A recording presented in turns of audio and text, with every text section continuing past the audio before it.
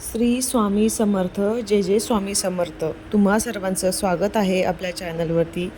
स्वामी महाराज तुमच्या सर्व चांगल्या इच्छा पूर्ण करो अशी स्वामींचरणी प्रार्थना करते आणि आपल्या नवीन व्हिडिओला सुरुवात करते. जर तुम्ही चॅनलवरती नवीन असाल तर सबस्क्राईब नक्की करा आणि बाजूचं बेल आयकॉन दाबायला विसरू नका. त्यामुळे काय होईल, तुम्ही माझा एकही व्हिडिओ मिस करणार नाही आणि योग्य ती माहिती तुमच्यापर्यंत पोहोचेल. आणि कमेंटमध्ये श्री स्वामी समर्थ लिहायला अजिबात विसरू नका. तर पहा, पितृपक्ष हा सुरू आहे आणि अवघे काही दिवसच आता पितृपक्षाचे शिल्लक राहिलेले आहेत.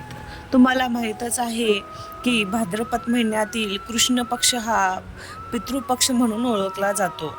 आपल्या पूर्वजांच्या नावे श्राद्ध करून पितर जेवायला घातले जातात आणि म्हणून त्यांच्या आत्म्याला शांती मिळते, हा यामागचा समज आहे.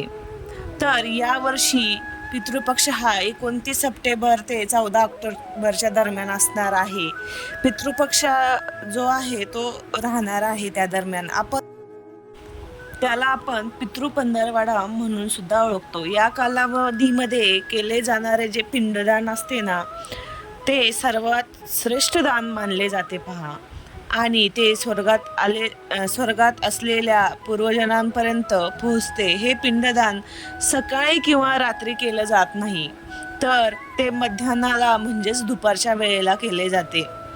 आणि दुपारच्या वेळेला हे करणे योग्य मानले जाते. काही लोकांकडे दुपारी 12 वाजेपर्यंत किंवा 12 वाजायच्या आतमध्ये पितरांना घास टाकला जातो, म्हणजेच जेवण दिले जाते पहा.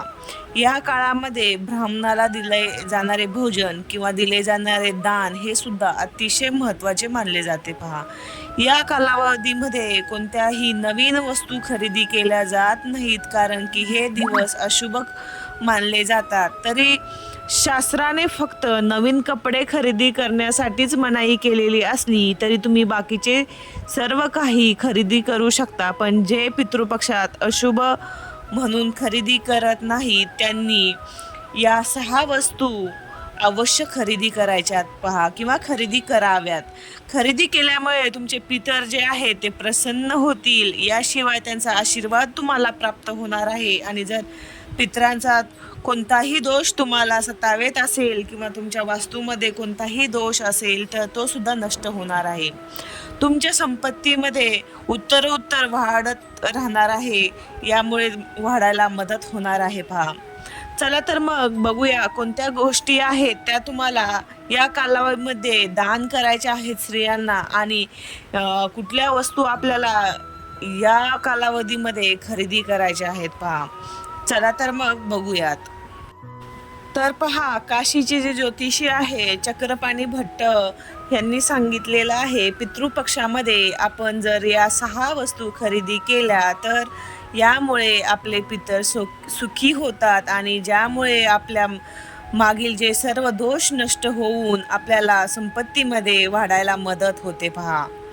तर यातील पहिली वस्तू जी आहे ते म्हणजे आपल्याला या काळामध्ये काळे तीळ हे पितृपक्षाच्या काळामध्ये आपल्याला खरेदी करायचे आहेत पहा. तुम्ही खरेदी करू शकला तर तुम्ही नक्की पितरांचे श्राद्ध आणि दर्पण करण्यासाठी सुद्धा काळे तिळाचा वापर केला जातो पहा. भगवान विष्णूला काळे तीळ अतिशय प्रिय आहेत आणि पितृपक्षामध्ये जर आपण काळे तिळाचे तुम्ही दान केले तर यामुळे तुमचे पितर लवकर तुमच्यावर प्रसन्न होतात आणि त्यांचा वंशांना म्हणजेच जे कोणी आपल्या पितरांसाठी हे दर्पण आणि दान करणार आहे त्यांना त्यांचे आशीर्वाद प्राप्त होणार आहेत आणि त्यांच्या जीवनामध्ये अधिक सुखकर होणार आहे. त्यामुळे जर तुम्हाला शक्य असेल तर या काळात तुम्ही काळे तीळ नक्की खरेदी करा. तर पहा, या काळामध्ये तुम्ही नक्की काळ्या तिळाचे दान करायचे आहे पहा.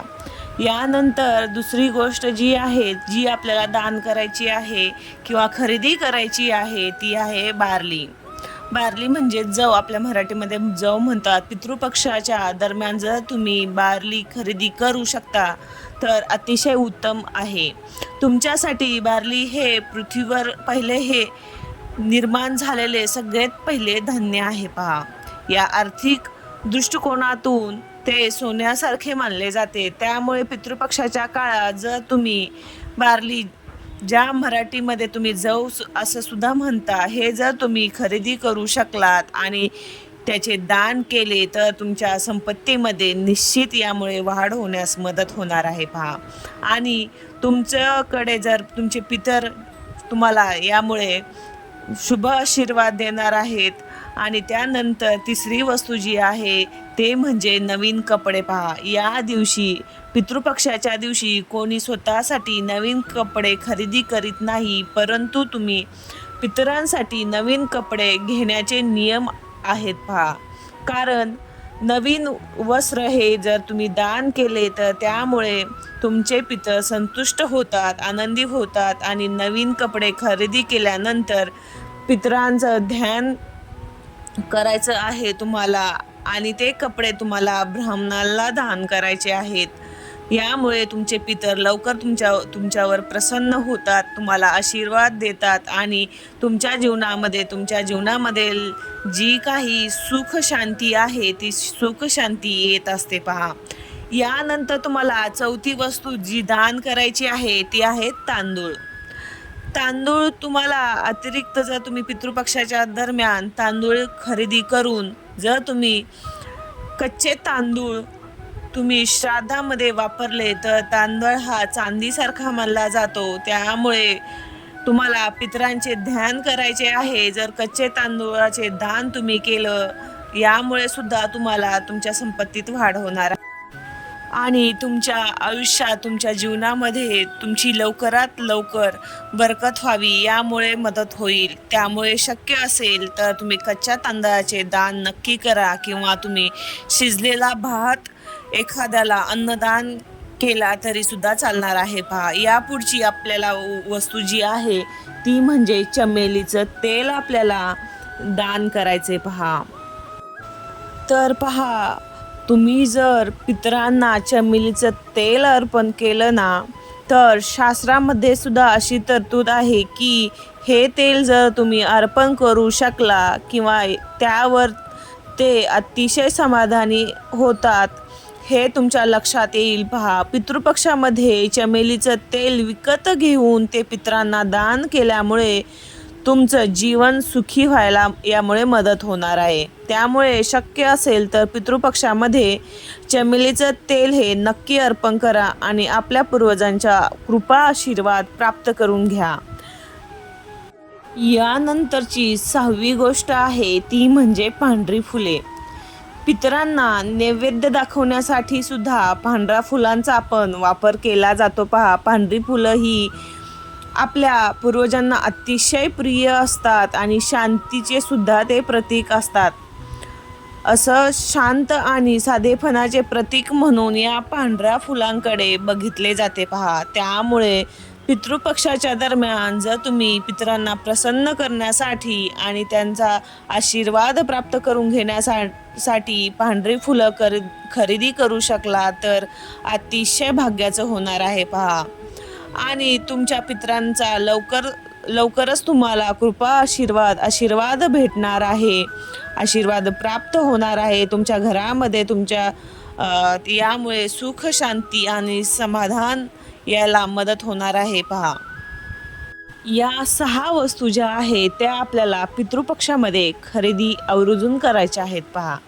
आता आपण बघूया पितृपक्षाच्या दरम्यान महिलांनी कोणत्या 5 वस्तू दान करायच्या आहे ज्यामुळे तुम्हाला पितृदोषपासून मुक्ती मिळणार आहे. कुटुंबातील पुरुष सदस्य आपल्या पितरांसाठी प्रसन्न करून घेण्यासाठी पिंडदान, श्राद्ध किंवा ब्राह्मणाला भोजन इत्यादी तर करतच असतात. पूर्वज आनंदी होतात त्यामुळे आणि आशीर्वाद देतात, ज्यामुळे संपूर्ण कुटुंब समृद्ध व्हायला मदत होते. परंतु काही कारणामुळे जर तुमच्या कुटुंबामध्ये पुरुष नसतील तर घरामधील घरातील स्त्रिया पितृपक्षामध्ये या 5 गोष्टी दान करू शकतात पहा. जेव्हा आपले पूर्वज संतुष्ट होतात ना, तेव्हा ते तुम्हाला संपत्ती, ऐश्वर्य, वंशज, उत्तम आरोग्य आणि समृद्धीचा आशीर्वाद देतात पहा. मग तुमच्या कुटुंबामध्ये यामुळे कशाचीही कमतरता राहत नाही. पूर्वजण रागवले की कुटुंबामध्ये कलह, कटकटी निर्माण होतात. आजारपण, धनहानी, आर्थिक संकटे, विघ्न आणि संपत्तीचा अभाव सुद्धा निर्माण होतो पहा. याशिवाय जर तुम्हाला चांगले आरोग्य हवं असेल, ते घरामध्ये कटकटी नको, तर तुम्हाला ह्या 5 वस्तू नक्की दान केल्या पाहिजेत पहा. आपण आता बघूया ह्या कुठल्या 5 वस्तू पितरांना प्रसन्न करून घेण्यासाठी पितृपक्षामध्ये आपल्याला दान करायच्यात पहा. सर्वात पहिली गोष्ट आपल्याला दान करायची आहे ती म्हणजे केळी पहा. केळी हे सदाहरित फळ असून भगवान विष्णूंना अतिशय प्रिय आहे पहा. विष्णूंचा आशीर्वाद मिळावा म्हणून केळीच्या रोपांची सुद्धा पूजा केली जाते. भगवान विष्णू हे वैकुंठ धामाचे स्वामी आणि मोक्ष प्रदान करणारे आहेत. त्यामुळे केळीचे दान मिळाल्यावरती पूर्वज प्रसन्न होतात आणि आपल्या वंशांना आशीर्वाद देतात. त्यामुळे त्यांचं आयुष्य सुखकर बनते. याशिवाय त्यांच्या आयुष्यात कशाचीही कमतरता राहत नाही पहा. त्यामुळे केळीचे दान नक्की करा. पितृपक्षामध्ये तुम्हाला दुसरं दान करायचं आहे ते म्हणजे दही दान करायला अजिबात विसरू नका. तर बघा, पितृपक्षामध्ये दह्याला अधिक महत्त्व आहे पहा. दह्याला स्थिर आणि शांत मानले जाते, म्हणून आपण आपल्या पूर्वजांना दही दान करत असतो. त्यामुळे आपल्या जीवनामध्ये सुद्धा स्थिरता यायला मदत होते पहा. यामुळे दह्याचे दान तुम्ही अवश्य करा. यानंतरची तिसरी वस्तू म्हणजे पांढरी मिठाई, पांढरं स्वीट. पांढऱ्या ज्या गोड वस्तू आहेत त्या तुम्हाला पितृपक्षात शुभ्र पांढऱ्या मिठाईचे जर दान तुम्हाला करता आलं तर नक्की करायचा प्रयत्न करा. मंजिरीमध्ये असं लिहिलं आहे की मृत्यूनंतर, एखाद्या व्यक्तीच्या मृत्यूनंतर त्या घराच्या व्यक्तींना जर काही त्रास किंवा काही दोष लागलेले असतील किंवा त्यांच्या वंशज यांना काही त्रास जाणवत असेल तर त्यांनी त्या मृत व्यक्तींसाठी जर पांढऱ्या मिठाई दान करणं अवश्य करायचे आहे. त्यामुळे पितरांना पांढऱ्या वस्तूंचे दान केल्यामुळे पांढरा रंग हा सकारात्मकतेचे प्रतीक मानले जाते आणि ते मिळाल्यानंतर आपले पितर प्रसन्न होतात, आनंदी होतात आणि आनंदी झाल्यामुळे आपल्याला आपल्या मागील त्रास हा कमी व्हायला यामुळे मदत होते पहा. त्यामुळे नक्की तुम्हाला पांढऱ्या मिठाईचे दान करायचे पहा. चौथी गोष्ट म्हणजे तुम्हाला काय दान करायचे पहा, पानाचा विडा सुद्धा तुम्ही दान करू शकता.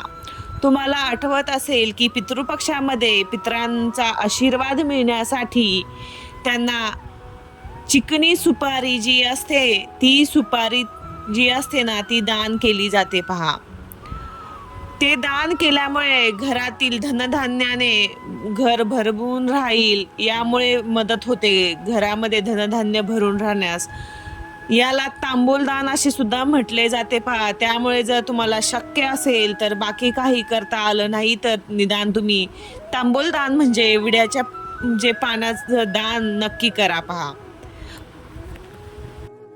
आणि 5वं दान तुम्हाला जे करायचं आहे ते म्हणजे दक्षिणा.